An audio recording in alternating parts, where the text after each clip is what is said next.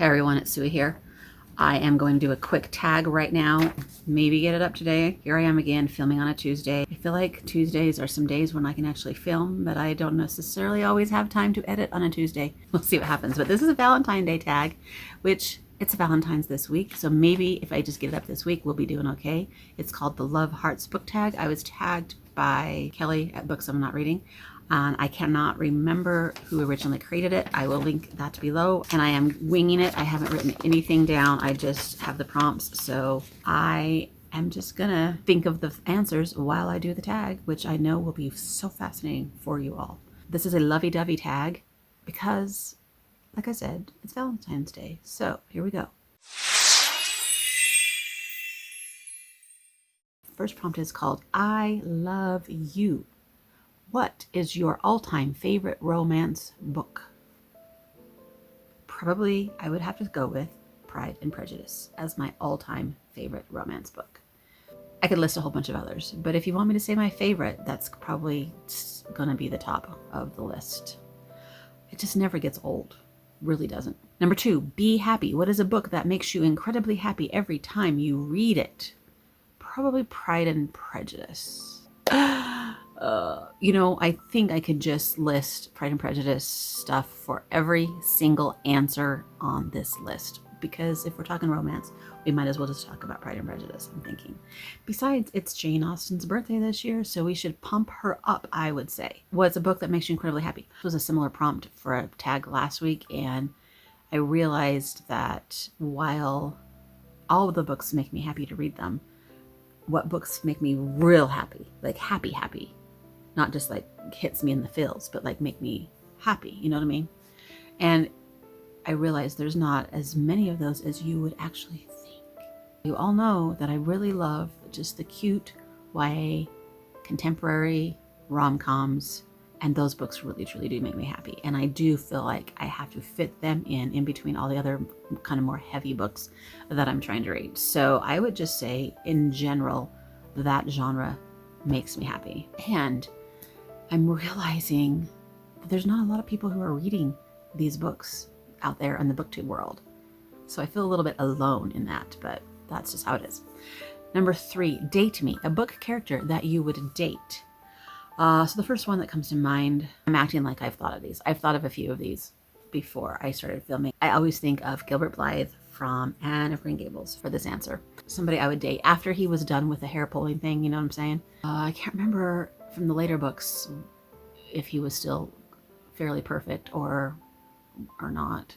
He's a great one. There's lots of others that would be awesome, but I'll leave it with Gilbert. Okay.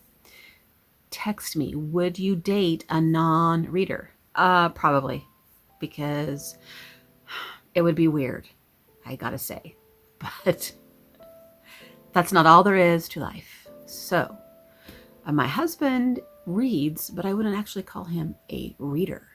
And I don't remember what he felt about books when we were dating, but I would say he wasn't that huge into books. I mean, he likes books and reading, but he's not like obsessed or anything. So I guess I did date and marry I just can't call him a non-reader.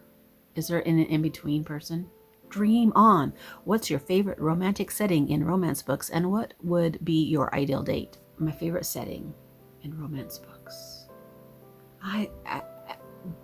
There's nothing really that stands out to me. I immediately think of like maybe a mountain setting, or I don't hike. No hiking. That could be a whole nother video. But maybe a picnic or a lakeside walk, picnic, mountains, fresh air. Is that a setting in a romance book? Fancy dinners aren't necessarily my thing. Movies aren't necessarily my thing. Real physical activities aren't my thing. But a casual, easygoing kind of a date. Did I answer the question? Okay. Kiss Me, your favorite romantic scene from a book. There is one that I love from Under the Never Sky, I think the name of it is, by Veronica Rossi. And we have the girl's name. I think the guy's name is Perry. Anyway, the kiss scene in that one is so intense, and I really Really loved that. I remember when I was reading it, I was like, wow, that was written well. There's a lot of others. There's a lot of other wonderful romantic scenes. I always talk about these fallen stars. Is that what it's called? The star one, you know, where the spaceship crashes. Yeah, that one. That one has some real intense romantic scenes in it too that I really enjoy. Let's party. Which 3 book characters would you invite to a party and why? Anybody? Anyone? I always say Anne from Anne of Green Gables because she'd be great. See, I go to my all-time favorite kind of books for this kind of thing. Elizabeth would be great. Elizabeth Bennet. I like these feisty girls. Would be fun at a party and fun to hang out with, I think. There's so many. I can't do Darcy or Gilbert if I'm having Anne and Elizabeth because that would be problematic, I think. What would it be like if Quoth came from Name of the Wind? No, he might be scary. Or like Kaladin. Would he be interesting at a party? Maybe Cricket from The Boy Next Door. I mean, from Lola and The Boy Next Door. Maybe Cricket. Let's say Cricket. You Rock. A romance book you would recommend to everyone. If you don't read romance, you can recommend other books you love. And besides Pride and Prejudice or like Emma or Persuasion, I mean, I would recommend all the Jane Austen's, guys, to everyone. I mean, has everyone read these books already? Because if you haven't read them, what are you waiting for? So read them. Pride and Prejudice, Persuasion, Emma, and Sense and Sensibility. Those 4 biggies. The other ones are okay, but those are the biggies that kind of have all the great banter and misunderstandings and really awesome characters. So yeah, let's just recommend the Jane Austens to all the people. I guess I won't recommend Wuthering Heights right here because maybe we won't count that as a romance. Be mine. What is a book that you really want to read or own? Hello. I went to the bookstore the other day and I wanted to walk away with more V.E. Andrews books. Vicious and there was 2 V words. They're a companion series. I want to read and own those books. Man, see, this is what happens if you don't plan ahead. Your mind goes blank and you can't remember names of books, characters, authors, all the things.